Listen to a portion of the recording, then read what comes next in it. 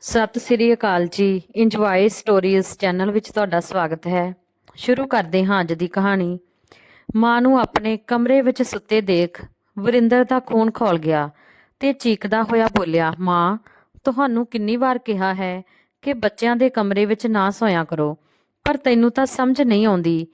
ਪੂਰਾ ਦਿਨ ਖੰਘਦੀ ਰਹਿੰਦੀ ਹੈ। ਜਦੋਂ ਵੀ ਤੂੰ ਕਮਰੇ ਵਿੱਚ ਸੁੱਤੀ ਹੁੰਦੀ ਹੈ ਤਾਂ ਇੱਕ ਅਜੀਬ ਜਿਹੀ ਬਦਬੂ ਆਉਂਦੀ ਹੈ। ਹਰ ਵਾਰ ਕਮਰੇ ਵਿੱਚ ਸੈਨੀਟਾਈਜ਼ ਕਰਨਾ ਪੈਂਦਾ ਹੈ, ਕਿਤੇ ਬੱਚੇ ਬਿਮਾਰ ਨਾ ਹੋ ਜਾਣ। ਪੌੜੀਆਂ ਦੇ ਥੱਲੇ ਥੋੜੀ ਜਿਹੀ ਜਗ੍ਹਾ ਹੈ, ਉੱਥੇ ਕੋਨੇ ਵਿੱਚ ਕਿਉਂ ਨਹੀਂ ਜਾ ਕੇ ਸੌਂਦੀ? ਪੂਰੇ ਘਰ ਵਿੱਚ ਡੇਰਾ ਲਾਉਣ ਦੀ ਕੀ ਜ਼ਰੂਰਤ ਹੈ? ਇਹ ਤੇਰਾ ਪਿੰਡ ਨਹੀਂ ਹੈ ਤੇ ਇਹ ਕੀ ਤੂੰ ਆਪਣਾ ਗੰਦੀ ਚਾਦਰ ਮੇਰੇ ਬੇਟੇ ਨੂੰ ਦੇ ਰੱਖੀ ਹੈ? ਜੇ ਉਹ ਬਿਮਾਰ ਹੋ ਗਿਆ ਤਾਂ ਦਵਾਈ ਤੂੰ ਨਹੀਂ ਦਵਾਏਂਗੀ। ਸਾਡੇ ਘਰ ਦੀ ਨੌਕਰਾਣੀ ਵੀ ਤੇਰੇ ਤੋਂ ਜ਼ਿਆਦਾ ਚੰਗੀ ਤਰ੍ਹਾਂ ਰਹਿੰਦੀ ਹੈ।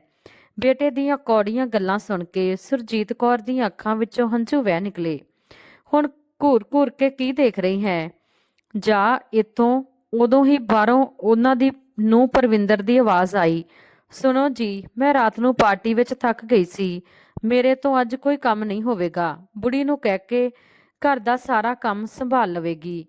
ਪਤਨੀ ਦੀ ਗੱਲ ਸੁਣ ਕੇ ਵਰਿੰਦਰ ਆਪਣੀ ਮਾਂ ਨੂੰ ਕਹਿਣ ਲੱਗਾ, ਤੁਹਾਨੂੰ ਸੁਣਾਈ ਨਹੀਂ ਦਿੱਤਾ? ਤੁਹਾਡੀ ਨੂੰਹ ਪਾਰਟੀ ਤੋਂ ਕਿੰਨੀ ਥੱਕ ਕੇ ਆਈ ਹੈ। ਜਾ ਕੇ ਇਸ ਦੇ ਲਈ ਗਰਮ ਤੇਲ ਲੈ ਕੇ ਆਓ ਤੇ ਪਰਵਿੰਦਰ ਦੇ ਪੈਰਾਂ ਵਿੱਚ ਤੇਲ ਲਾ ਕੇ ਥੋੜੀ ਦੇਰ ਦਬਾ ਦਿਓ। ਬੇਟਾ, ਇਹ ਤੂੰ ਕੀ ਕਹਿ ਰਿਹਾ ਹੈ? ਤੂੰ ਆਪਣੀ ਪਤਨੀ ਦੇ ਪਿਆਰ ਵਿੱਚ ਇੰਨਾ ਅੰਨਾ ਹੋ ਗਿਆ ਕਿ ਤੈਨੂੰ ਮਾਂ ਦੇ ਦਰਦ ਦਾ ਰੱਤੀ ਭਰ ਵੀ ਅਹਿਸਾਸ ਨਹੀਂ ਹੁੰਦਾ। ਤੇ ਇਹ ਕੀ ਤੂੰ ਅੱਜ ਮਾਂ ਦੀ ਚਾਦਰ ਬੱਚਿਆਂ ਦੇ ਉੱਤੇ ਦੇਣ ਤੋਂ ਮਨਾ ਕਰ ਰਿਹਾ ਹੈ? ਤੇਰੇ ਬੱਚੇ ਨੂੰ ਇਨਫੈਕਸ਼ਨ ਹੋ ਜਾਵੇਗਾ ਸਿਰਫ ਇਸ ਲਈ ਕਿ ਬੁਢਾਪੇ ਵਿੱਚ ਮੈਨੂੰ ਸਰਦੀ ਤੇ ਖੰਘ ਰਹਿੰਦੀ ਹੈ। ਪਰ ਮੈਂ ਤਾਂ ਕਦੇ ਬਚਪਨ ਵਿੱਚ ਤੈਨੂੰ ਖੁਦ ਤੋਂ ਦੂਰ ਨਹੀਂ ਕੀਤਾ, ਜਦੋਂ ਤੈਨੂੰ ਆਏ ਦਿਨ ਖੰਘ, ਜ਼ੁਕਾਮ, ਮਲੇਰੀਆ ਤੇ ਨਾ ਜਾਣੇ ਕੀ ਕੀ ਬਿਮਾਰੀਆਂ ਲੱਗੀਆਂ ਰਹਿੰਦੀਆਂ ਸੀ। ਮੈਂ ਤਾਂ ਕਦੇ ਤੈਨੂੰ ਆਪਣੇ ਤੋਂ ਦੂਰ ਨਹੀਂ ਕੀਤਾ ਤੇ ਆਪਣੀ ਗੋਦੀ ਤੋਂ ਨਹੀਂ ਉਤਾਰਿਆ। ਫਿਰ ਤੂੰ ਆਪਣੇ ਆਪ ਨੂੰ ਪੜ੍ਹਿਆ ਲਿਖਿਆ ਕਹਿੰਦਾ ਹੈ।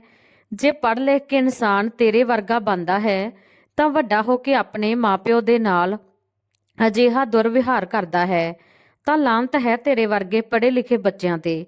ਇਸ ਤੋਂ ਚੰਗਾ ਤਾਂ ਅਨਪੜ੍ਹ ਹੀ ਰਹਿ ਜਾਣ, ਉਹੀ ਚੰਗਾ ਹੈ। ਕਮ ਸੇ ਕਮ ਆਪਣੀ ਸੱਭਿਅਤਾ ਸੰਸਕ੍ਰਿਤੀ ਨੂੰ ਤਾਂ ਨਹੀਂ ਭੁੱਲਦੇ। ਕੀ ਇਸ ਦਿਨ ਦੇ ਲਈ ਮੈਂ ਤੈਨੂੰ ਪਾਲ ਪਲੋਸ ਕੇ ਦੁਨੀਆ ਵਿੱਚ ਇਕੱਲੀ ਲੜ ਕੇ ਤੈਨੂੰ ਇਸ ਕਾਬਿਲ ਬਣਾਇਆ ਸੀ ਕਿ ਤੂੰ ਬੁਢਾਪੇ ਵਿੱਚ ਆਪਣੀ ਮਾਂ ਦੇ ਆਤਮ ਸਨਮਾਨ ਨੂੰ ਤਾਰ-ਤਾਰ ਕਰ ਦੇਵੇਂਗਾ?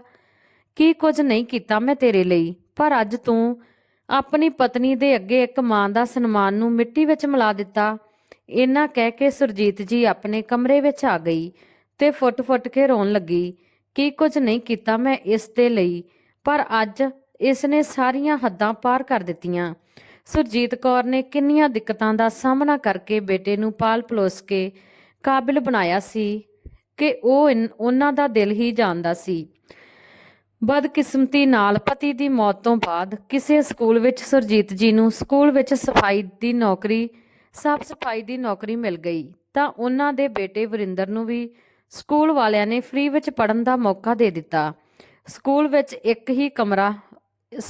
ਇੱਕ ਕਮਰਾ ਵੀ ਮਿਲ ਗਿਆ ਸੀ।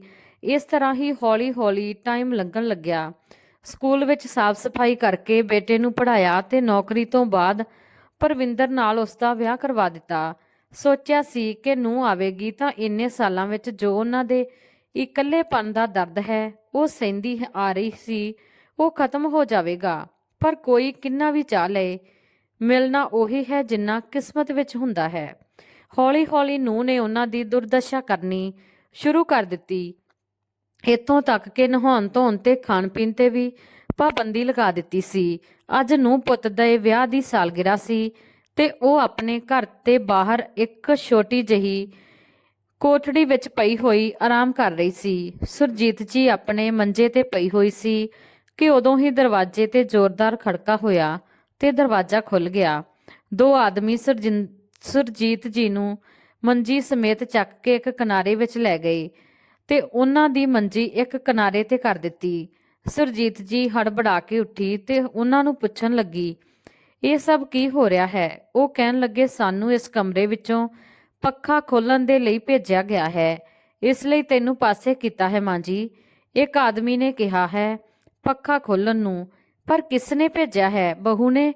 ਸੁਰਜੀਤ ਜੀ ਨੇ ਕਿਹਾ। ਉਦੋਂ ਤੱਕ ਪਰਵਿੰਦਰ ਨੂੰ ਉਸਦੇ ਕਮਰੇ ਵਿੱਚ ਆ ਕੇ ਬੋਲੀ, ਛੇਤੀ ਛੇਤੀ ਪੱਖਾ ਖੋਲੋ, ਬਾਹਰ ਬਰਾਂਡੇ ਵਿੱਚ ਲਗਾਉਣਾ ਹੈ। ਥੋੜੀ ਦੇਰ ਵਿੱਚ ਮਹਿਮਾਨ ਵੀ ਆਉਣ ਵਾਲੇ ਨੇ। ਇਹ ਪੱਖਾ ਖੁਲਵਾ ਕੇ ਕਿੱਥੇ ਲਿਜਾ ਰਹੀ ਹੈ? ਤੇ ਫਿਰ ਮੈਂ ਇੱਥੇ ਬਿਨਾਂ ਪੱਖੇ ਤੋਂ ਕਿਵੇਂ ਰਹੂੰਗੀ? ਕਿੰਨੀ ਗਰਮੀ ਹੈ। ਪਹਿਲਾਂ ਮੇਰਾ ਕਮਰਾ ਖੋਹ ਲਿਆ ਤੇ ਹੁਣ ਇਹ ਮੰਜਾ ਇੱਥੇ ਲਗਵਾ ਦਿੱਤਾ। ਜਿਸ ਤਰ੍ਹਾਂ ਮੇਰੀ ਕਮਰ ਵਿੱਚ ਦਰਦ ਵੱਧਦਾ ਚਲਾ ਜਾ ਰਿਹਾ ਹੈ ਤੇ ਉੱਤੋਂ ਹੁਣ ਇਹ ਪੱਖਾ ਵੀ ਨਹੀਂ ਰਹੇਗਾ ਤਾਂ ਮੈਂ ਕਿਵੇਂ ਸੌਂ ਸਕਾਂਗੀ? ਸੁਰਜੀਤ ਜੀ ਨੇ ਕਿਹਾ ਤਾਂ ਉਹਨਾਂ ਦੀ ਨੂੰਹ ਪਰਵਿੰਦਰ ਗੁੱਸੇ ਵਿੱਚ ਬੋਲੀ, ਬੁੜੀਏ, ਤੈਨੂੰ ਜੋ ਇਹ ਛੱਤ ਤੇ 3 ਟਾਈਮ ਦਾ ਖਾਣਾ ਮਿਲਦਾ ਹੈ ਨਾ, ਉਸ ਲਈ ਮੇਰਾ ਸ਼ੁਕਰ ਮਨਾ। ਬਿਸਤਰਾ ਤੇ ਪੱਖਾ ਚਾਹੀਦਾ ਮਹਾਰਾਣੀ ਨੂੰ। ਪਤਾ ਵੀ ਹੈ ਕਿੰਨਾ ਬਿਜਲੀ ਦਾ ਬਿੱਲ ਆਉਂਦਾ ਹੈ, ਪਰ ਤੈਨੂੰ ਕੀ ਪਤਾ ਹੋਵੇਗਾ। ਦਿਨ ਭਰ ਤਾਂ ਪਈ ਰਹਿੰਦੀ ਹੈ, ਬਸ ਵਿਹਲੀ ਚਰਦੀ ਰਹਿੰਦੀ ਹੈ। ਇਸ ਤੋਂ ਇਲਾਵਾ ਹੋਰ ਕੰਮ ਵੀ ਕੀ ਹੈ ਤੇਰੇ ਕੋਲ? ਸੁਰਜੀਤ ਜੀ ਵਿਚਾਰੀ ਹੋਰ ਕੁਝ ਕਹਿਣ ਦੀ ਹਿੰਮਤ ਨਹੀਂ ਕਰ ਪਾਈ ਤੇ ਵਾਪਸ ਜਾ ਕੇ ਆਪਣੀ ਮੰਜੇ ਤੇ ਬੈਠ ਕੇ ਪਸੀਨਾ ਪੂੰਝਣ ਲੱਗੀ। ਅੱਜ ਘਰ ਵਿੱਚ ਪਾਰਟੀ ਸੀ। ਸੁਰਜੀਤ ਜੀ ਦੇ ਬੇਟੇ ਨੂੰ ਦੇ ਵਿਆਹ ਦੀ ਸਾਲਗਿਰਾ ਸੀ, ਜਿਸ ਦੇ ਲਈ ਪੂਰੇ ਘਰ ਨੂੰ ਸਜਾਇਆ ਜਾ ਰਿਹਾ ਸੀ। ਜਿੱਥੇ ਘਰ ਦੇ ਕੋਨੇ-ਕੋਨੇ ਵਿੱਚ ਰੌਸ਼ਨੀ ਤੇ ਪੱਖੇ ਸਜਾਏ ਜਾ ਰਹੇ ਸੀ, ਉੱਥੇ ਦੂਜੇ ਪਾਸੇ ਸੁਰਜੀਤ ਜੀ ਦੇ ਕਮਰੇ ਵਿੱਚੋਂ ਵੀ ਪੱਖਾ ਵੀ ਹਟਾ ਦਿੱਤਾ ਗਿਆ ਸੀ। ਪਰਵਿੰਦਰ ਤੇ ਵਰਿੰਦਰ ਭੱਜ-ਭੱਜ ਕੇ ਸਾਰਾ ਕੰਮ ਦੇਖ ਰਹੇ ਸੀ। ਉਦੋਂ ਹੀ ਹਲਵਾਈ ਆ ਕੇ ਪਰਵਿੰਦਰ ਨੂੰ ਕਹਿਣ ਲੱਗਾ, ਮੈਡਮ, ਅਚਾਨਕ ਮੇਰਾ ਸਹਿਯੋਗੀ ਬਿਮਾਰ ਹੋ ਗਿਆ ਹੈ ਤਾਂ ਮੈਂ ਕਿਸੇ ਹੋਰ ਨਾਲ ਗੱਲ ਕੀਤੀ ਹੈ। ਉਹ ਹੁਣੇ ਆਉਂਦਾ ਹੀ ਹੋਵੇਗਾ, ਪਰ ਉਹ ਬੜਾ ਸੁਸਤ ਹੈ, ਹੌਲੀ-ਹੌਲੀ ਕੰਮ ਕਰਦਾ ਹੈ। ਇਸ ਲਈ ਰਸੋਈ ਦਾ ਕੰਮ ਹੁਣੇ ਸ਼ੁਰੂ ਕਰ ਦੇਣਾ ਹੈ। ਪਰ ਮੈਨੂੰ ਇੱਕ ਹੋਰ ਸਹਾਇਕ ਦੀ ਜ਼ਰੂਰਤ ਪਵੇਗੀ। ਪਰਵਿੰਦਰ ਨੇ ਪੁੱਛਿਆ ਕਿ ਤੈਨੂੰ ਕਿਸ ਕੰਮ ਦੇ ਲਈ ਸਹਾਇਕ ਚਾਹੀਦਾ ਹੈ? ਹਲਵਾਈ ਕਹਿਣ ਲੱਗਿਆ ਕਿ ਸਬਜ਼ੀਆਂ ਕੱਟਣ ਲਈ, ਜੂਠੇ ਬਰਤਨ ਧੋਣ ਦੇ ਲਈ, ਜੂਠੇ ਟੇਬਲ ਪੂੰਝਣ ਦੇ ਲਈ, ਪੂਰੀਆਂ ਵੇਲਣ ਦੇ ਲਈ ਮੈਨੂੰ ਇੱਕ ਆਦਮੀ ਦੀ ਜ਼ਰੂਰਤ ਪਵੇਗੀ। ਹਲਵਾਈ ਨੇ ਕਿਹਾ ਤਾਂ ਪਰਵਿੰਦਰ ਬੋਲੀ, ਤੂੰ ਚਿੰਤਾ ਨਾ ਕਰ, ਆਪਣੇ ਉਸ ਆਦਮੀ ਨੂੰ ਆਉਣ ਤੋਂ ਮਨਾ ਕਰ ਦੇ। ਮੇਰੇ ਕੋਲ ਇੱਕ ਸਹਾਇਕ ਹੈ ਜੋ ਇਹ ਸਾਰੇ ਕੰਮ ਇਕੱਲੇ ਹੀ ਕਰ ਦੇਵੇਗੀ। ਕਹਿ ਕੇ ਪਰਵਿੰਦਰ ਥੋੜੀ ਹੀ ਦੇਰ ਵਿੱਚ ਸੁਰਜੀਤ ਜੀ ਨੂੰ ਲੈ ਆਈ ਤੇ ਬੋਲੀ, ਇਹ ਲਓ ਆ ਗਈ ਤੇਰੀ ਸਹਾਇਕ ਮੈਡਮ। ਕਿੱਥੋਂ ਲੈ ਕੇ ਆਏ ਤੁਸੀਂ ਇਸ ਵਿਚਾਰੀ ਨੂੰ? ਇਹ ਇੰਨਾ ਕੰਮ ਕਿਵੇਂ ਕਰੇਗੀ? ਕਾਫੀ ਬਜ਼ੁਰਗ ਹੈ। ਇੰਨੇ ਵੱਡੇ ਵੱਡੇ ਪਤੀਲੇ ਇਹ ਕਿਵੇਂ ਧੋਵੇਗੀ? ਤੈਨੂੰ ਸਵਾਲ ਜਵਾਬ ਕਰਨ ਦੀ ਜ਼ਰੂਰਤ ਨਹੀਂ ਹੈ। ਤੂੰ ਆਪਣਾ ਕੰਮ ਕਰ ਤੇ ਇਸ ਨੂੰ ਇਸ ਦਾ ਕੰਮ ਦੱਸ ਦੇ। ਇਹ ਕਹਿ ਕੇ ਪਰਵਿੰਦਰ ਉੱਥੋਂ ਚਲੀ ਗਈ। ਇੱਧਰ ਹਲਵਾਈ ਨੇ ਸੁਰਜੀਤ ਜੀ ਨੂੰ ਕਿਹਾ, ਮਾਂ ਜੀ, ਤੁਸੀਂ ਇੱਥੇ ਬੈਠ ਕੇ ਸਾਰੀਆਂ ਸਬਜ਼ੀਆਂ ਕੱਟ ਦੇਵੋ। ਉੱਥੇ ਸਬਜ਼ੀਆਂ ਪਈਆਂ ਨੇ। ਜਿਸ ਨੂੰ ਦੇਖ ਕੇ ਸੁਰਜੀਤ ਜੀ ਇੱਧਰ ਉੱਧਰ ਦੇਖਣ ਲੱਗੀ ਤਾਂ ਹਲਵਾਈ ਸੁਰਜੀਤ ਜੀ ਨੂੰ ਕਹਿਣ ਲੱਗਿਆ, ਮਾਂ ਜੀ, ਇੰਨੀਆਂ ਸਬਜ਼ੀਆਂ ਕੱਟ ਤਾਂ ਲਵੋਗੇ? ਚਲੋ ਇਹ ਦੱਸੋ, ਘਰ ਵਿੱਚ ਹੋਰ ਕੋਈ ਨਹੀਂ ਹੈ ਜੋ ਤੁਸੀਂ ਇਸ ਉਮਰ ਵਿੱਚ ਇਹ ਕੰਮ ਕਰਨ ਆਏ ਹੋ? ਮੰਨਦਾ ਹਾਂ ਕੋਈ ਕੰਮ ਛੋਟਾ ਜਾਂ ਵੱਡਾ ਨਹੀਂ ਹੁੰਦਾ, ਪਰ ਆਪਣੀ ਉਮਰ ਤਾਂ ਦੇਖੋ, ਹਲਵਾਈ ਨੇ ਕਿਹਾ ਤਾਂ ਸੁਰਜੀਤ ਜੀ ਬੋਲੀ, ਕੀ ਕਹਾਂ ਬੇਟਾ, ਜਦੋਂ ਕਿਸਮਤ ਹੀ ਖਰਾਬ ਹੋਵੇ ਤਾਂ ਉਮਰ ਨੂੰ ਵੀ ਕੀ ਹਾਰ ਮੰਨਣੀ ਹੀ ਪੈਂਦੀ ਹੈ। ਮੈਨੂੰ ਜੋ ਹੁਣੇ ਛੱਡ ਕੇ ਗਈ ਹੈ ਨਾ, ਉਹ ਮੇਰੀ ਆਪਣੀ ਨੂੰਹ ਹੈ। ਕਿ ਉਹ ਤੁਹਾਡੀ ਨੂੰਹ ਹੈ? ਮਤਲਬ ਤੁਸੀਂ ਇਸ ਘਰ ਦੀ ਮਾਲਕਿਨ ਹੋ ਕੇ ਵੀ ਨੌਕਰਾਂ ਵਾਲਾ ਕੰਮ ਕਰ ਰਹੇ ਹੋ? ਹਾਂ। ਪਰ ਕਿਉਂ ਮਾਂ ਜੀ? ਉਸ ਹਲਵਾਈ ਨੇ ਕਿਹਾ ਤਾਂ ਸੁਰਜੀਤ ਜੀ ਮਾਯੂਸ ਹੋ ਕੇ ਬੋਲੀ, ਮਾਲਕਿਨ, ਮੈਂ ਇੱਕ ਬੁੜੀ ਹਾਂ ਬੇਟਾ। ਜਿਸ ਤੇ ਮੇਰੇ ਬੇਟੇ ਨੂੰ ਮੇਰੇ ਤੇ ਅਹਿਸਾਨ ਕਰ ਰਹੇ ਨੇ, 2 ਟਾਈਮ ਦੀ ਰੋਟੀ ਦਿੰਦੇ ਨੇ, ਤਾਂ ਕੀ ਹੋਇਆ ਫਿਰ ਜੇ ਉਹ ਚਾਹੇ ਬੇਹੀ ਹੀ ਕਿਉਂ ਨਾ ਹੋਵੇ? ਪਹਿਨਣ ਨੂੰ ਕੱਪੜਾ ਦਿੰਦੇ ਨੇ, ਤਾਂ ਕੀ ਹੋਇਆ ਜੇ ਉਹ ਫਟੇ ਪੁਰਾਣੇ ਹੀ ਹੋਣ? ਰਹਿਣ ਨੂੰ ਘਰ ਦਿੱਤਾ ਹੈ, ਫਿਰ ਕੀ ਹੋਇਆ ਚਾਹੇ ਘਰ ਦੇ ਸਾਰੇ ਕੰਮ ਮੈਨੂੰ ਹੀ ਕਿਉਂ ਨਾ ਕਰਨੇ ਪੈਣ? ਇਸ ਉਮਰ ਵਿੱਚ ਬੱਚਿਆਂ ਤੋਂ ਇੰਨਾ ਅਹਿਸਾਨ ਮਿਲ ਰਿਹਾ ਹੈ ਤਾਂ ਕੀ ਇਹ ਕੰਮ ਕੀ ਹੈ ਮੇਰੇ ਲਈ? ਆਖਿਰ ਇਸ ਦਿਨ ਦੇ ਲਈ ਤਾਂ ਮਾਤਾ ਪਿਤਾ ਆਪਣੇ ਬੱਚਿਆਂ ਨੂੰ ਬੁਢਾਪੇ ਦੀ ਲਾਠੀ ਕਹਿੰਦੇ ਨੇ, ਪਰ ਇਹ ਕੋਈ ਨਹੀਂ ਕਹਿ ਸਕਦਾ ਕਿ ਉਹ ਲਾਠੀ ਤੁਹਾਨੂੰ ਸਹਾਰਾ ਦੇਵੇਗੀ ਜਾਂ ਤੁਹਾਡੇ ਉੱਪਰ ਹੀ ਪਵੇਗੀ। ਹਲਵਾਈ ਸੁਰਜੀਤ ਜੀ ਦੀਆਂ ਗੱਲਾਂ ਨੂੰ ਧਿਆਨ ਨਾਲ ਸੁਣ ਰਿਹਾ ਸੀ ਕਿ ਉਦੋਂ ਹੀ ਸੁਰਜੀਤ ਜੀ ਬੋਲੀ, ਚਲੋ ਬੇਟਾ, ਹੁਣ ਮੈਂ ਕੀ ਕਰਨਾ ਹੈ ਇਹ ਦੱਸ ਦੇ। ਭਾਈ ਬੁੱਢੀਆਂ ਹੱਡੀਆਂ ਥੋੜਾ ਹੌਲੀ ਕੰਮ ਕਰਨਗੀਆਂ। ਉਸ ਤੇ ਵੀ ਜੇ ਆਪਾਂ ਗੱਲਾਂ ਕਰਨ ਲੱਗੇ ਤਾਂ ਕੰਮ ਹੋਰ ਵੀ ਦੇਰ ਹੋ ਜਾਵੇਗੀ। ਜਿਸ ਤੇ ਤੈਨੂੰ ਤਾਂ ਥੋੜੀ ਫਟਕਾਰ ਮਿਲੇਗੀ, ਪਰ ਮੈਨੂੰ ਤਾਂ ਖਾਣਾ ਵੀ ਨਹੀਂ ਮਿਲੇਗਾ। ਥੋੜੀ ਦੇਰ ਬਾਅਦ ਮਹਿਮਾਨਾਂ ਦਾ ਆਉਣਾ ਜਾਣਾ ਸ਼ੁਰੂ ਹੋ ਗਿਆ ਕਿ ਉਦੋਂ ਹੀ ਪਰਵਿੰਦਰ ਰਸੋਈ ਵਿੱਚ ਆ ਕੇ ਬੋਲੀ, ਸੁਣ ਬੁੜੀਏ, ਤੈਨੂੰ ਕਿਸੇ ਵੀ ਹਾਲ ਵਿੱਚ ਬਾਹਰ ਨਹੀਂ ਆਉਣਾ ਹੈ। ਮੈਂ ਸਾਰੇ ਮਹਿਮਾਨਾਂ ਨੂੰ ਤੇਰੇ ਤੀਰਥ ਯਾਤਰਾ ਤੇ ਜਾਣ ਦੀ ਗੱਲ ਕਹਿ ਦਿੱਤੀ ਹੈ, ਇਸ ਲਈ ਗਲਤੀ ਨਾਲ ਵੀ ਆਪਣਾ ਚਿਹਰਾ ਨਾ ਦਿਖਾ ਦੇਵੀਂ। ਕਹਿ ਕੇ ਪਰਵਿੰਦਰ ਬਾਹਰ ਚਲੀ ਗਈ। ਉਸ ਤੋਂ ਬਾਅਦ ਪਾਰਟੀ ਸ਼ੁਰੂ ਹੋ ਗਈ। ਪੂਰਾ ਦਿਨ ਰਸੋਈ ਵਿੱਚ ਬੈਠੇ ਬੈਠੇ ਸੁਰਜੀਤ ਜੀ ਦੀ ਹਾਲਤ ਖਰਾਬ ਹੋ ਰਹੀ ਸੀ। ਉੱਤੋਂ ਉਹਨਾਂ ਤੋਂ ਕੰਮ ਵੀ ਕਰਾਇਆ ਜਾ ਰਿਹਾ ਸੀ। ਹਲਵਾਈ ਤਾਂ ਫਿਰ ਵੀ ਵਿੱਚ ਬਾਹਰ ਜਾ ਕੇ ਪੱਖੇ ਦੇ ਥੱਲੇ ਬੈਠ ਜਾਂਦਾ ਸੀ, ਪਰ ਸੁਰਜੀਤ ਜੀ ਨੂੰ ਬਾਹਰ ਜਾਣ ਦੀ ਵੀ ਇਜਾਜ਼ਤ ਨਹੀਂ ਸੀ। ਕੁਝ ਘੰਟੇ ਬਾਅਦ ਹਲਵਾਈ ਜਾ ਕੇ ਸੁਰਜੀਤ ਜੀ ਨੂੰ ਕਹਿਣ ਲੱਗਾ, ਮਾਂ ਜੀ, ਬਸ ਪਾਰਟੀ ਖਤਮ ਹੀ ਸਮਝੋ। ਹੁਣ ਤੁਸੀਂ ਵੀ ਖਾਣਾ ਖਾ ਲਓ, ਫਿਰ ਬਾਹਰ ਚਲੇ ਜਾਇਓ, ਥੋੜੀ ਦੇਰ ਆਰਾਮ ਕਰ ਲਿਓ। ਭੁੱਖ ਤਾਂ ਸੁਰਜੀਤ ਜੀ ਨੂੰ ਵੀ ਕਾਫੀ ਲੱਗੀ ਸੀ ਤੇ ਸਵੇਰ ਤੋਂ ਖਾਣੇ ਦੇ ਵਿੱਚ ਰਹਿ ਕੇ ਵੀ ਇੱਕ ਬੁਰਕੀ ਵੀ ਨਹੀਂ ਖਾਧੀ ਸੀ, ਕਿਉਂਕਿ ਪਰਵਿੰਦਰ ਦੀ ਪੂਰੀ ਨਜ਼ਰ ਸੁਰਜੀਤ ਜੀ ਤੇ ਹੀ ਸੀ। ਜਦੋਂ ਸਾਰੇ ਮਹਿਮਾਨ ਚਲੇ ਗਏ ਤਾਂ ਪਰਵਿੰਦਰ ਰਸੋਈ ਵਿੱਚ ਆਈ। ਉਸਨੇ ਹਲਵਾਈ ਨੂੰ ਪੈਸੇ ਦਿੱਤੇ ਤਾਂ ਇਸ ਤੇ ਹਲਵਾਈ ਨੇ ਕਿਹਾ, ਮੈਡਮ, ਭਾਂਡੇ ਧੋਣ ਦੇ ਲਈ ਇੱਕ ਸਾਬਣ ਦੇ ਦਿਓ ਤੇ ਆਪਣੇ ਸ਼ਾਮੂ ਨੂੰ ਥੋੜਾ ਜੇ ਕੁਝ ਦੇ ਦਿਓ ਤਾਂ ਉਹ ਸਾਰੇ ਭਾਂਡੇ ਧੋ ਦੇਵੇਗਾ। ਹਲਵਾਈ ਦੀ ਗੱਲ ਸੁਣਦੇ ਹੀ ਪਰਵਿੰਦਰ ਭੜਕ ਗਈ। ਕਿਸੇ ਨੂੰ ਕੁਝ ਨਹੀਂ ਦੇਵਾਂਗੀ। ਜਦੋਂ ਭਾਂਡੇ ਧੋਣ ਵਾਲੀ ਹੈ ਮੇਰੇ ਕੋਲ ਤਾਂ ਮੈਂ ਫ੍ਰੀ ਵਿੱਚ ਕਿਵੇਂ ਕਿਸੇ ਨੂੰ ਪੈਸੇ ਦੇ ਦੇਵਾਂ। ਤੇ ਆਪਣੇ ਸ਼ਾਮੂ ਨੂੰ ਕਹਿ ਦੇ ਕਿ ਜੋ ਖਾਣਾ ਬਚਿਆ ਹੈ ਉਹ ਲੈ ਜਾਵੇ ਤੇ ਤੂੰ ਵੀ ਲੈ ਜਾਈਂ। ਬਸ ਇਸ ਤੋਂ ਜ਼ਿਆਦਾ ਹੋਰ ਕੁਝ ਨਹੀਂ ਦੇ ਸਕਦੀ ਮੈਂ। ਮੈਡਮ, ਇੰਨੇ ਵੱਡੇ ਵੱਡੇ ਭਾਂਡੇ ਇਹ ਵਿਚਾਰੀ ਮਾਂ ਜੀ ਕਿਵੇਂ ਧੋਵੇਗੀ? ਜਿੱਥੇ ਪਾਰਟੀ ਵਿੱਚ ਇੰਨੇ ਪੈਸੇ ਖਰਚ ਕਰ ਦਿੱਤੇ ਨੇ, ਉੱਥੇ ਥੋੜੇ ਜਿਹੇ ਪੈਸੇ ਹੋਰ ਖਰਚ ਹੋ ਜਾਣਗੇ ਤਾਂ ਕੀ ਹੋ ਗਿਆ? ਵਿਚਾਰੇ ਉਸ ਗਰੀਬ ਦਾ ਵੀ ਭਲਾ ਹੋ ਜਾਵੇਗਾ। ਹਲਵਾਈ ਨੇ ਕਿਹਾ ਤਾਂ ਪਰਵਿੰਦਰ ਬੋਲੀ, ਤੈਨੂੰ ਬਹੁਤ ਪਈ ਹੈ ਇਸ ਬੁੜੀ ਦੀ। ਤੈਨੂੰ ਤੇਰੇ ਕੰਮ ਦੇ ਪੈਸੇ ਮਿਲ ਗਏ ਨਾ, ਤਾਂ ਹੁਣ ਤੂੰ ਆਪਣਾ ਕੰਮ ਕਰ। ਮੈਂ ਕੋਈ ਇੱਥੇ ਸਮਾਜ ਸੇਵਾ ਕਰਨ ਲਈ ਨਹੀਂ ਬੈਠੀ ਤੇ ਇੰਨਾ ਖਾਣਾ ਦੇ ਤਾਂ ਰਹੀ ਹਾਂ ਮੁਫਤ ਵਿੱਚ, ਉਸ ਦਾ ਕੋਈ ਮੁੱਲ ਨਹੀਂ। ਬਾਜ਼ਾਰ ਵਿੱਚ ਆਟੇ ਦਾਲ ਦਾ ਭਾਅ ਪਤਾ ਕੀਤਾ ਹੈ? ਇਸ ਦੀ ਪੂਰੀ ਸਾਲ ਦੀ ਕਮਾਈ ਵਿੱਚ ਵੀ ਇੰਨਾ ਖਾਣਾ ਨਹੀਂ ਖਾ ਪਾਵੇਗਾ ਜੋ ਇਸ ਨੂੰ ਮੈਂ ਵੈਸੇ ਹੀ ਦੇ ਰਹੀ ਹਾਂ।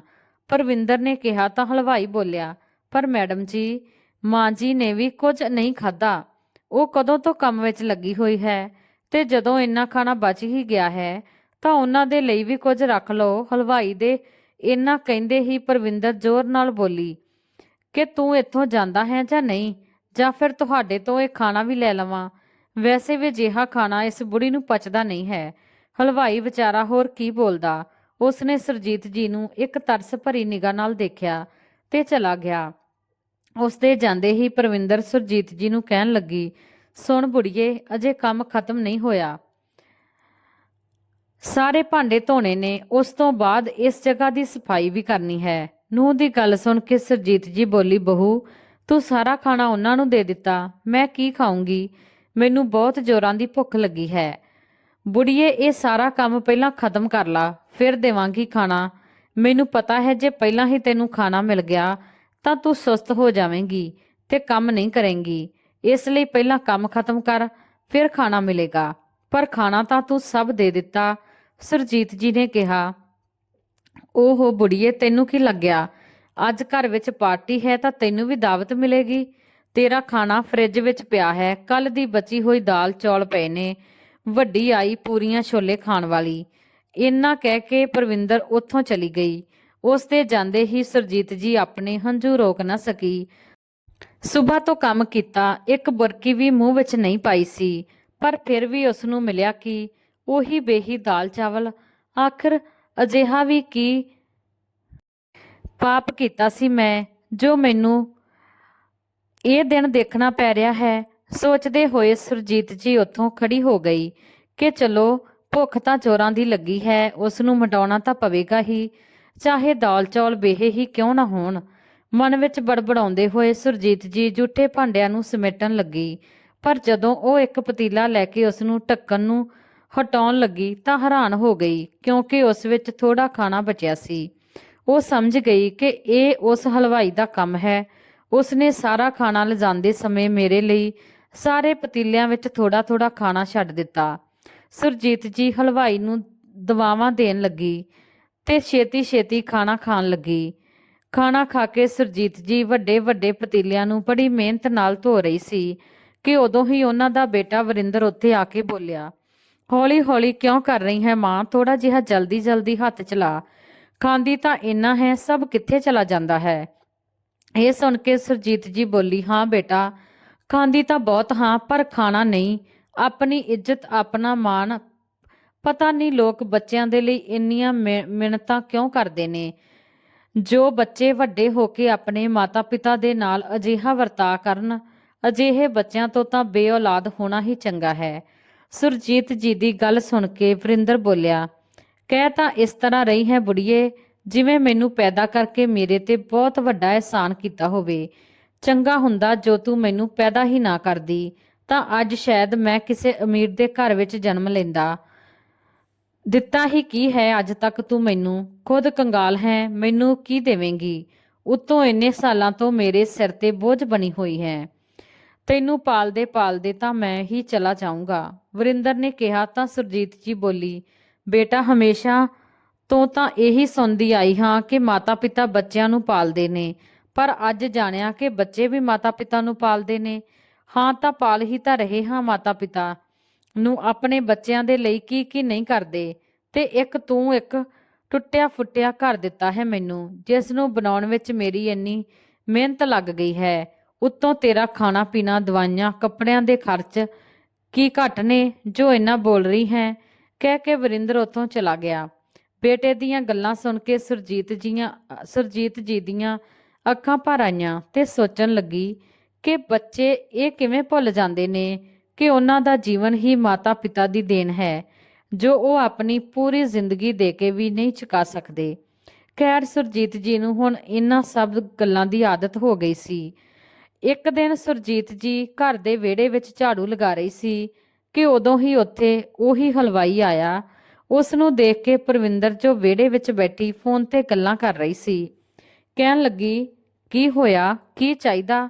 ਤਾਂ ਹਲਵਾਈ ਬੋਲਿਆ, ਉਸ ਦਿਨ ਮੇਰੀ ਇੱਕ ਵੱਡੀ ਕੜਛੀ ਸ਼ਾਇਦ ਇੱਥੇ ਰਹਿ ਗਈ ਸੀ, ਜੋ ਮੈਂ ਲੈਣ ਆਇਆ ਹਾਂ।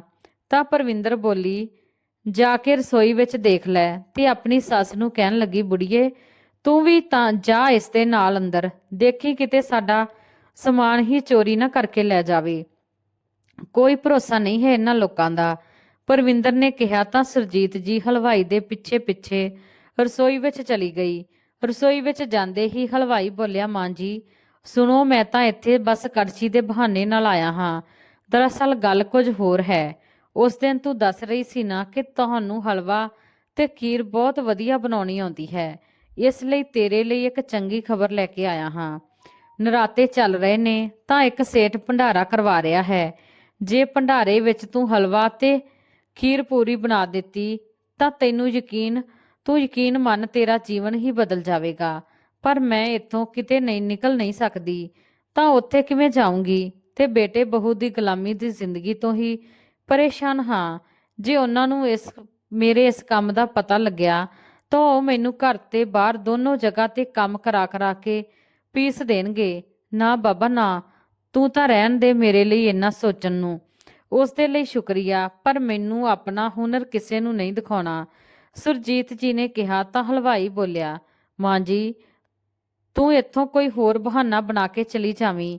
ਦੇਖੋ ਮਾਂ ਜੀ, ਤੂੰ ਆਪਣੇ ਬੇਟੇ ਨੂੰ ਦੀ ਗੁਲਾਮੀ ਕਿਉਂ ਕਰਦੀ ਹੈ? ਜਦੋਂ ਤੇਰੇ ਕੋਲ ਕਮਾਈ ਹੋਵੇਗੀ ਤਾਂ ਫਿਰ ਤੈਨੂੰ ਕਿਸੇ ਦੀ ਗੁਲਾਮੀ ਨਹੀਂ ਕਰਨੀ ਪਵੇਗੀ। ਥੋੜਾ ਜਿਹਾ ਸੋਚੋ ਇਸ ਬਾਰੇ ਵਿੱਚ। ਤੇ ਇਹ ਲਓ ਮੇਰਾ ਨੰਬਰ, ਜੇ ਕੰਮ ਕਰਨ ਦਾ ਮਨ ਹੋਵੇ ਤਾਂ ਬਸ ਇਸ ਨੰਬਰ ਤੇ ਫੋਨ ਕਰ ਦਿਓ। ਇੱਕ ਵਾਰ ਯਾਦ ਰੱਖਿਓ, ਇਹ ਕੋਈ ਛੋਟਾ ਮੋਟਾ ਸੇਠ ਨਹੀਂ ਹੈ। ਹਲਵਾਈ ਇਹ ਕਹਿ ਕੇ ਉੱਥੋਂ ਚਲਾ ਗਿਆ। ਅਗਲੇ ਦਿਨ ਪਰਵਿੰਦਰ ਸੁਰਜੀਤ ਜੀ ਨੂੰ ਕਹਿਣ ਲੱਗੀ, ਸੁਣ ਬੁੜੀਏ, ਅੱਜ ਬਸ ਮੇਰੇ ਲਈ ਹੀ ਖਾਣਾ ਬਣਾਵੀਂ। ਇਹ ਅੱਜ ਬਾਹਰ ਖਾਣਾ ਖਾਣਗੇ ਤੇ ਤੇਰਾ ਤਾਂ ਕੱਲ ਦਾ ਬਚਿਆ ਹੋਇਆ ਖਾਣਾ ਫਰਿੱਜ ਵਿੱਚ ਪਿਆ ਹੈ। ਸੁਰਜੀਤ ਜੀ ਨੂੰ ਤਾਂ ਹਰ ਰੋਜ਼ ਬੇਹਾ ਖਾਣਾ ਹੀ ਮਿਲਦਾ ਸੀ, ਪਰ ਅੱਜ ਪਰਵਿੰਦਰ ਦੇ ਅਜਿਹਾ ਕਹਿਣ ਤੇ ਸੁਰਜੀਤ ਜੀ ਨੂੰ ਬਹੁਤ ਗੁੱਸਾ ਆਇਆ ਤੇ ਉਹ ਖਾਣਾ ਬਣਾ ਕੇ ਮੰਦਰ ਜਾਣ ਦੇ ਬਹਾਨੇ ਹਲਵਾਈ ਨੂੰ ਫੋਨ ਕਰਕੇ ਉਸ ਦੇ ਕੰਮ ਤੇ ਲਈ ਹਾਂ ਬੋਲ ਦਿੱਤਾ। ਉਹ ਜਦੋਂ ਵੀ ਹਲਵਾਈ ਕਹਿੰਦਾ ਤਾਂ ਸੁਰਜੀਤ ਜੀ ਉੱਥੇ ਚਲੀ ਜਾਂਦੀ। ਉਹ ਸੇਠ ਦੇ ਘਰ ਖੀਰ ਬਣਾਉਣ ਤੋਂ ਬਾਅਦ ਇੰਨੀ ਪ੍ਰਸਿੱਧ ਹੋ ਗਈ ਕਿ ਕਈ ਲੋਕਾਂ ਨੇ ਉਹਨਾਂ ਨੂੰ ਆਪਣੇ ਘਰ ਵਿੱਚ ਪੂਜਾ ਵਿੱਚ ਭੰਡਾਰੇ ਦਾ ਸਮਾਨ ਬਣਾਉਣ ਦਾ ਆਰਡਰ ਦੇ ਦਿੱਤਾ। ਉਹ ਹੁਣ ਜ਼ਿਆਦਾਤਰ ਮੰਦਿਰ ਦੇ ਬਹਾਨੇ ਘਰ ਤੋਂ ਬਾਹਰ ਨਿਕਲਣ ਲੱਗੀ। ਇਸ ਤੇ ਪਰਵਿੰਦਰ ਨੂੰ ਸ਼ੱਕ ਹੋਇਆ, ਪਰ ਉਸਨੇ ਸੋਚਿਆ ਕਿ ਚਲੋ ਘਰ ਦੇ ਕੰਮ ਕਰਕੇ ਹੀ ਤਾਂ ਜਾਂਦੀ ਹੈ, ਚਾਹੇ ਜਿੱਥੇ ਜਾਣਾ ਹੋਵੇ। ਉਸਨੇ ਤਾਂ ਕਦੇ ਇਹ ਸੁਪਨੇ ਵਿੱਚ ਵੀ ਨਹੀਂ ਸੋਚਿਆ ਹੋਵੇਗਾ ਕਿ ਜਿਸ ਬੁੜੀ ਨੂੰ ਉਹ ਕੰਗਾਲ ਤੇ ਅਪਸ਼ਗਨੀ ਮਨਹੂਸ ਕਹਿੰਦੀ ਸੀ, ਉਹ ਇੰਨਾ ਕੁਝ ਕਰ ਸਕਦੀ ਹੈ। ਇਸੇ ਤਰ੍ਹਾਂ ਕੁਝ ਮਹੀਨੇ ਬੀਤੇ ਤੇ ਸੁਰਜੀਤ ਜੀ ਪ੍ਰਸਿੱਧ ਹੁੰਦੀ ਚਲੀ ਗਈ। ਇੱਕ ਦਿਨ ਵਰਿੰਦਰ ਘਰੇ ਆ ਕੇ ਪਰਵਿੰਦਰ ਨੂੰ ਕਹਿਣ ਲੱਗਾ, ਸੁਣੋ, ਬਿਜ਼ਨਸ ਵਿੱਚ ਬਹੁਤ ਘਾਟਾ ਹੋ ਰਿਹਾ ਹੈ। ਇਸ ਤਰ੍ਹਾਂ ਹੀ ਚੱਲਦਾ ਰਿਹਾ ਤਾਂ ਮੈਨੂੰ ਡਰ ਲੱਗ ਰਿਹਾ ਹੈ ਕਿ ਜਲਦੀ ਇਹ ਘਰ ਵੇਚਣਾ ਪਵੇਗਾ। ਹਾਂ, ਪਰ ਇਹ ਘਰ ਵੇਚ ਕੇ ਆਪਾਂ ਜਾਵਾਂਗੇ ਕਿੱਥੇ? ਪਰਵਿੰਦਰ ਨੇ ਪੁੱਛਿਆ ਤਾਂ ਵਰਿੰਦਰ ਬੋਲਿਆ ਕਿ ਮੈਂ ਇੱਕ ਕਿਰਾਏ ਦਾ ਮਕਾਨ ਦੇਖ ਕੇ ਰੱਖਿਆ ਹੈ। ਆਪਾਂ ਉੱਥੇ ਰਹਾਂਗੇ ਤੇ ਇਸ ਬੁੜੀ ਨੂੰ ਬਿਰਧ ਆਸ਼ਰਮ ਛੱਡ ਦੇਵਾਂਗੇ। ਆਪਾਂ ਦੋਨੇ ਆਪਣਾ ਘਰ ਚਲਾ ਲਵਾਂਗੇ। ਇਸ ਬੁੜੀ ਦਾ ਬੋਝ ਕੌਣ ਚੱਕੇਗਾ? ਅਗਲੇ ਦਿਨ ਵਰਿੰਦਰ ਨੇ ਸੁਰਜੀਤ ਜੀ ਨੂੰ ਕਿਹਾ, ਚਲੋ ਮਾਂ, ਤੈਨੂੰ ਬਿਰਧ ਆਸ਼ਰਮ ਛੱਡਣਾ ਹੈ। ਹੁਣ ਇਹ ਘਰ ਮੈਂ ਕਿਸੇ ਨੂੰ ਵੇਚ ਰਿਹਾ ਹਾਂ ਤਾਂ ਕਿਰਾਏ ਦੇ ਘਰ ਵਿੱਚ ਮੈਂ ਤੇਰਾ ਬੋਝ ਨਹੀਂ ਚੱਕ ਸਕਦਾ। ਅੱਜ ਤੇਰੀ ਵਜ੍ਹਾ ਨਾਲ ਮੇਰੀ ਇਹ ਹਾਲਤ ਹੋਈ ਹੈ। ਕੰਗਾਲ ਹੈ ਤੂੰ, ਮੈਨੂੰ ਵੀ ਕੰਗਾਲ ਬਣਾ ਦਿੱਤਾ। ਹਮੇਸ਼ਾ ਮੇਰੀ ਬਰਕਤ ਤੇਰੀ ਵਜ੍ਹਾ ਨਾਲ ਹੀ ਨਹੀਂ ਰਹੀ। ਠੀਕ ਹੈ ਬੇਟਾ, ਤੁਸੀਂ ਜਿੱਥੇ ਜਾਣਾ ਚਾਹੁੰਦੇ ਹੋ ਜਾਓ। ਸੁਰਜੀਤ ਜੀ ਹੱਥ ਜੋੜ ਕੇ ਬੋਲੀ, ਪਰ ਬੇਟਾ ਬਸ 15 ਦਿਨ ਦੀ ਮੌਲਤ ਦੇ ਦਿਓ, ਮੈਂ ਆਪਣੇ ਰਹਿਣ ਦਾ ਇੰਤਜ਼ਾਮ ਕਰ ਲਵਾਂ, ਫਿਰ ਮੈਂ ਖੁਦ ਹੀ ਚਲੀ ਜਾਊਂਗੀ। ਬੇਟੇ ਨੇ ਸੋਚਿਆ, ਚਲੋ ਠੀਕ ਹੈ, ਖੁਦ ਹੀ ਚਲੀ ਜਾਵੇਗੀ ਤਾਂ ਕੋਈ ਮੇਰੇ ਤੇ ਉਂਗਲੀ ਵੀ ਨਹੀਂ ਉਠਾਵੇਗਾ। ਹੁਣ ਸੁਰਜੀਤ ਜੀ ਚੋਰੀ ਲੋਕਾਂ ਦੇ ਘਰਾਂ ਵਿੱਚ ਖਾਣਾ ਬਣਾਉਣ ਜਾਂਦੀ। ਉਸ ਵਿਚਾਰੇ ਹਲਵਾਈ ਨੇ ਸੁਰਜੀਤ ਜੀ ਦਾ ਇੱਕ ਬੈਂਕ ਅਕਾਊਂਟ ਵੀ ਖੁਲਵਾ ਦਿੱਤਾ। ਇੱਕ ਦਿਨ ਉਸ ਹਲਵਾਈ ਨੇ ਦੱਸਿਆ ਕਿ ਦਿੱਲੀ ਵਿੱਚ ਇੱਕ ਬਹੁਤ ਵੱਡਾ ਸਮਾਗਮ ਹੋਵੇਗਾ। ਬਹੁਤ ਸਾਰੇ ਲੋਕ ਉੱਥੇ ਆਪਣੇ ਆਪਣੇ ਤਰੀਕਿਆਂ ਦਾ ਟ੍ਰੈਡੀਸ਼ਨਲ ਖਾਣਾ ਬਣਾਉਣਗੇ ਤੇ ਜਿਸ ਦਾ ਖਾਣਾ ਜ਼ਿਆਦਾ ਪਸੰਦ ਆਵੇਗਾ ਉਸ ਨੂੰ 5 ਲੱਖ ਰੁਪਏ ਇਨਾਮ ਦਿੱਤਾ ਜਾਵੇਗਾ। ਇਹ ਸੁਣ ਕੇ ਸੁਰਜੀਤ ਜੀ ਦੀਆਂ ਅੱਖਾਂ ਵਿੱਚ ਇੱਕ ਚਮਕ ਆ ਗਈ। ਉਹਨਾਂ ਨੇ ਹਲਵਾਈ ਨੂੰ ਕਹਿ ਕੇ ਉੱਥੇ ਜਾਣ ਦੇ ਲਈ ਹਾਂ ਕਹਿ ਦਿੱਤੀ। ਜਾਣ ਦੀ ਤਰੀਕ ਆਈ ਤਾਂ ਸੁਰਜੀਤ ਜੀ ਹਰ ਰੋਜ਼ ਦੀ ਤਰ੍ਹਾਂ ਹੌਲੀ ਜਿਹੀ ਮੰਦਿਰ ਦਾ ਬਹਾਨਾ ਲਾ ਕੇ ਤੇ ਆਪਣੇ ਨਾਲ ਕੁਝ ਕੱਪੜੇ ਲੈ ਕੇ ਉੱਥੋਂ ਨਿਕਲ ਗਈ ਤੇ ਉਸ ਹਲਵਾਈ ਦੇ ਨਾਲ ਹੀ ਦਿੱਲੀ ਦੇ ਲਈ ਰਵਾਨਾ ਹੋ ਗਈ। 2 ਦਿਨ ਬਾਅਦ ਸਮਾਗਮ ਸੀ। ਸਾਰੇ ਲੋਕ ਅਲੱਗ-ਅਲੱਗ ਤਰ੍ਹਾਂ ਦੇ ਪਕਵਾਨ ਬਣਾ ਰਹੇ ਸੀ। ਸੁਰਜੀਤ ਜੀ ਨੇ ਉੱਥੇ 4 ਇੱਟਾਂ ਦਾ ਇੱਕ ਚੁੱਲ੍ਹਾ ਬਣਾਇਆ, ਉਸ ਵਿੱਚ ਕੋਲਾ ਜਲਾਇਆ ਤੇ ਦਾਲ, ਸਾਗ ਤੇ ਮੱਕੀ ਦੀ ਰੋਟੀ, ਖੀਰ, ਪੂਰੀਆਂ, ਸਾਰੀਆਂ ਦੇਸੀ ਆਈਟਮਾਂ ਬਣਾਈਆਂ। ਕੁਝ ਸਮੇਂ ਬਾਅਦ ਵੱਡੇ ਲੋਕਾਂ ਨੇ ਖਾਣਾ ਟੇਸਟ ਕਰਨਾ ਸ਼ੁਰੂ ਕੀਤਾ ਤਾਂ ਸਾਰੀ ਭੀੜ ਸੁਰਜੀਤ ਜੀ ਦੇ ਖਾਣੇ ਤੇ ਟੁੱਟ ਪਈ। ਲੋਕਾਂ ਨੂੰ ਉਹਨਾਂ ਦਾ ਸਰੋਂ ਦਾ ਸਾਗ, ਦਾਲ, ਖੀਰ, ਪੂੜੀਆਂ ਇੰਨੀਆਂ ਪਸੰਦ ਆਈਆਂ ਕਿ ਉਹ ਲੋਕ ਉਂਗਲੀਆਂ ਚੱਟਦੇ ਰਹਿ ਗਏ। ਇਹ ਦੇਖ ਕੇ ਸੁਰਜੀਤ ਜੀ ਦੀਆਂ ਅੱਖਾਂ ਭਰ ਆਈਆਂ। ਸੁਰਜੀਤ ਜੀ ਨੂੰ ਸਟੇਜ ਤੇ ਬੁਲਾ ਕੇ 5 ਲੱਖ ਰੁਪਏ ਦੀ ਰਾਸ਼ੀ ਮਿਲੀ ਤਾਂ ਪੂਰਾ ਹਾਲ ਤਾਲੀਆਂ ਨਾਲ ਗੂੰਜ ਉੱਠਿਆ। ਉਹ ਕਹਿੰਦੇ ਹੈ ਨਾ ਕਿ ਕਿਸਮਤ ਬਦਲਦਿਆਂ ਦੇਰ ਨਹੀਂ ਲੱਗਦੀ। ਅੱਜ ਸੁਰਜੀਤ ਜੀ ਦੀ ਕਿਸਮਤ ਵੀ ਬੁਲੰਦੀਆਂ ਨੂੰ ਛੂਹਣ ਨੂੰ ਤਿਆਰ ਸੀ। 5 ਲੱਖ ਦੇ ਨਾਲ ਉਹਨਾਂ ਨੂੰ ਉੱਥੇ ਰਹਿਣ ਦੀ ਵੀ ਸਹੂਲਤ ਦਿੱਤੀ ਗਈ। ਹੁਣ ਸੁਰਜੀਤ ਜੀ ਨੇ ਧਾਰ ਲਿਆ ਸੀ ਕਿ ਉਹ ਹੁਣ ਇੱਥੇ ਰਹਿ ਕੇ ਆਪਣਾ ਗੁਜ਼ਾਰਾ ਕਰੇਗੀ, ਕਿਉਂਕਿ ਘਰੇ ਵਾਪਸ ਗਈ ਤਾਂ ਬੇਟੇ ਨੂੰ ਉਹਨਾਂ ਦੇ ਸਾਰੇ ਪੈਸੇ ਖੋਹ ਲੈਣਗੇ। ਉਹਨਾਂ ਨੇ ਹਲਵਾਈ ਦੇ ਨਾਲ ਮਿਲ ਕੇ ਉੱਥੇ ਇੱਕ ਰੈਸਟੋਰੈਂਟ ਖੋਲ੍ਹ ਲਿਆ। ਮਹੀਨੇ ਬੀਤੇ, ਫਿਰ ਸਾਲ ਬੀਤੇ। ਇਸ ਤਰ੍ਹਾਂ ਹੀ ਦਿਨੋਂ ਦਿਨ ਸੁਰਜੀਤ ਜੀ ਦਾ ਨਾਮ ਅਖਬਾਰਾਂ ਵਿੱਚ ਚਰਚਿਤ ਹੋਣ ਲੱਗਿਆ। ਉਹਨਾਂ ਦਾ ਦੇਸੀ ਖਾਣਾ ਮਸ਼ਹੂਰ ਹੋਣ ਤੇ ਟੀਵੀ ਤੇ ਮੋਬਾਈਲ ਤੇ ਉਹਨਾਂ ਦੇ ਇੰਟਰਵਿਊ ਤੱਕ ਆਉਣ ਲੱਗੇ ਸੀ। ਇੱਕ ਦਿਨ ਸੁਰਜੀਤ ਜੀ ਦੇ ਬੇਟੇ ਨੂੰ ਘਰੇ ਹੀ ਸੀ। ਉਹਨਾਂ ਦਾ 10 ਸਾਲਾਂ ਦਾ ਬੇਟਾ ਮੋਬਾਈਲ ਤੇ ਸ਼ਾਰਟਸ ਦੇਖ ਰਿਹਾ ਸੀ। ਉਸੇ ਸਮੇਂ ਸੁਰਿੰਦਰ ਜੀ ਦਾ ਇੰਟਰਵਿਊ ਦਾ ਸ਼ਾਰਟਸ ਵੀਡੀਓ ਉਸਦੇ ਸਾਹਮਣੇ ਆਇਆ ਤਾਂ ਉਹ ਜ਼ੋਰ ਨਾਲ ਬੋਲਿਆ, ਮੰਮੀ ਪਾਪਾ ਦੇਖੋ, ਦਾਦੀ ਮੋਬਾਈਲ ਤੇ ਆ ਰਹੀ ਹੈ। ਦੋਨਾਂ ਨੇ ਸੋਚਿਆ ਕਿ ਬੇਟਾ ਮਜ਼ਾਕ ਕਰ ਰਿਹਾ ਹੋਵੇਗਾ, ਪਰ ਜਦੋਂ ਉਹ ਚੀਕਣ ਲੱਗਿਆ ਤਾਂ ਦੋਨੇ ਉੱਠ ਕੇ ਉਸਦੇ ਕੋਲ ਆਏ ਤੇ ਜਿਵੇਂ ਹੀ ਦੋਨਾਂ ਨੇ ਮੋਬਾਈਲ ਦੇਖਿਆ ਤਾਂ ਉਹਨਾਂ ਦੇ ਪੈਰਾਂ ਹੇਠੋਂ ਜ਼ਮੀਨ ਨਿਕਲ ਗਈ। ਉਹਨਾਂ ਨੇ ਤਾਂ ਸੁਪਨੇ ਵਿੱਚ ਵੀ ਨਹੀਂ ਸੋਚਿਆ ਸੀ ਕਿ ਮਾਂ ਇੰਨਾ ਵੱਡਾ ਨਾਮ ਕਮਾਵੇਗੀ। ਉਹਨਾਂ ਨੂੰ ਤਾਂ ਲੱਗ ਰਿਹਾ ਸੀ ਕਿ ਮਾਂ ਇੰਨੇ ਸਾਲਾਂ ਵਿੱਚ ਤਾਂ ਕਿਤੇ ਮਰ-ਮੁਰ ਗਈ ਹੋਵੇਗੀ। ਉਹਨਾਂ ਦੋਨਾਂ ਦੇ ਮਨ ਵਿੱਚ ਲਾਲਸਾ ਜਾਗੀ, ਕਿਉਂਕਿ ਉਹ ਕਿਰਾਏ ਦੇ ਮਕਾਨ ਵਿੱਚ ਹੀ ਰਹਿੰਦੇ ਸੀ। ਕੁਝ ਦਿਨ ਬਾਅਦ ਮਾਂ ਦਾ ਪਤਾ ਕਰਕੇ ਮਾਂ ਦੇ ਕੋਲ ਪਹੁੰਚੇ। ਉਹੀ ਕੰਗਾਲ ਮਾਂ ਦੇ ਠਾਠ-ਬਾਠ ਦੇਖ ਕੇ ਉਹਨਾਂ ਦੀਆਂ ਅੱਖਾਂ ਫਟੀਆਂ ਹੀ ਰਹਿ ਗਈਆਂ। ਸੁਰਜੀਤ ਜੀ ਸੂਟ ਪਾ ਕੇ ਤੇ ਹੱਥਾਂ ਵਿੱਚ ਆਈਫੋਨ ਤੇ ਘੜੀ ਪਾ ਕੇ ਬਹੁਤ ਸੋਹਣੀ ਲੱਗ ਰਹੀ ਸੀ, ਜਿਹਨੂੰ ਪਹਿਲਾਂ ਬੇਟਾ ਤੇ ਨੂੰਹ ਭਿਖਾਰੀ ਦੀ ਤਰ੍ਹਾਂ ਰੱਖਦੇ ਸੀ। ਦੋਨੇ ਮਾਂ ਨੂੰ ਦੇਖ ਕੇ ਉਹਨਾਂ ਦੇ ਪੈਰਾਂ ਹੇਠਾਂ ਜ਼ਮੀਨ ਨਿਕਲ ਗਈ ਤੇ ਗਿੜਗੜਾਉਂਦੇ ਹੋਏ ਬੋਲੇ, ਮਾਂ ਸਾਨੂੰ ਮਾਫ ਕਰ ਦਿਓ, ਸਾਡੇ ਤੋਂ ਬਹੁਤ ਵੱਡੀ ਗਲਤੀ ਹੋ ਗਈ। ਅਸੀਂ ਤਾਂ ਤੈਨੂੰ ਗਵਾਰ ਤੇ ਅਨਪੜ੍ਹ ਜਾਹਿਲ ਕੰਗਾਲ ਸਮਝ ਲਿਆ ਸੀ, ਪਰ ਤੂੰ ਤਾਂ ਕੋਹੇ ਨੂਰ ਦਾ ਹੀਰਾ ਨਿਕਲੀ। ਤਾਂ ਸੁਰਜੀਤ ਜੀ ਨੇ ਦੋਨਾਂ ਨੂੰ ਪਹਿਚਾਨਣ ਤੋਂ ਮਨਾ ਕਰ ਦਿੱਤਾ ਤੇ ਬੋਲੀ, ਤੁਸੀਂ ਸਾਡੇ ਮਹਿਮਾਨ ਹੋ ਤੇ ਸਾਡੇ ਕਲਚਰ ਵਿੱਚ ਸਿਖਾਇਆ ਜਾਂਦਾ ਹੈ ਕਿ ਮਹਿਮਾਨ ਰੱਬ ਦੇ ਸਮਾਨ ਹੁੰਦੇ ਨੇ, ਇਸ ਲਈ ਖਾਣਾ ਖਾ ਕੇ ਜਾਣਾ। ਤੁਹਾਡੀ ਤਰ੍ਹਾਂ ਭੁੱਖਾ ਨਹੀਂ ਮਾਰ ਰਹੀ ਹਾਂ। ਤੇ ਹਾਂ, ਅੱਜ ਤੇਰੀ ਕੰਗਾਲ ਮਾਂ ਤੈਨੂੰ ਕੁਝ ਪੈਸੇ ਦੇ ਰਹੀ ਹੈ ਜੋ ਮੇਰੇ ਪੋਤੇ ਦੀ ਪੜ੍ਹਾਈ ਦੇ ਲਈ ਨੇ। ਇੱਕ ਨੇਕ ਇਨਸਾਨ ਬਣਾਉਣਾ ਉਸਨੂੰ, ਆਪਣੀ ਤਰ੍ਹਾਂ ਨਾ ਰੱਖਿਓ। ਆਖਿਰਕਾਰ ਦੋਨੇ ਬੇਟੇ ਨੂੰ ਆਪਣਾ ਛੋਟਾ ਜਿਹਾ ਮੂੰਹ ਲੈ ਕੇ ਉੱਥੋਂ ਚਲੇ ਗਏ ਤੇ ਸੁਰਜੀਤ ਜੀ ਉੱਥੇ ਰਹਿ ਕੇ ਆਪਣੀ ਜ਼ਿੰਦਗੀ ਗੁਜ਼ਾਰਨ ਲੱਗੀ। ਤਾਂ ਦੋਸਤੋ, ਇਹ ਸੀ ਜੀ ਆਪਣੀ ਅੱਜ ਦੀ ਕਹਾਣੀ। ਤੁਹਾਨੂੰ ਕਹਾਣੀ ਕਿਹੋ ਜਿਹੀ ਲੱਗੀ? ਲਾਈਕ, ਸ਼ੇਅਰ, ਕਮੈਂਟ ਜ਼ਰੂਰ ਕਰਨਾ ਤੇ ਚੈਨਲ ਨੂੰ ਸਬਸਕ੍ਰਾਈਬ ਕਰਨਾ ਕਦੇ ਨਾ ਭੁੱਲਣਾ। ਕਹਾਣੀ ਸੁਣਨ ਦੇ ਲਈ ਤੁਹਾਡਾ ਬਹੁਤ ਬਹੁਤ ਧੰਨਵਾਦ। ਮਿਲਦੇ ਹਾਂ ਕਿਸੇ ਨਵੀਂ ਕਹਾਣੀ ਦੇ ਨਾਲ। ਤਦ ਤੱਕ ਲਈ ਸਤਿ ਸ੍ਰੀ ਅਕਾਲ ਜੀ।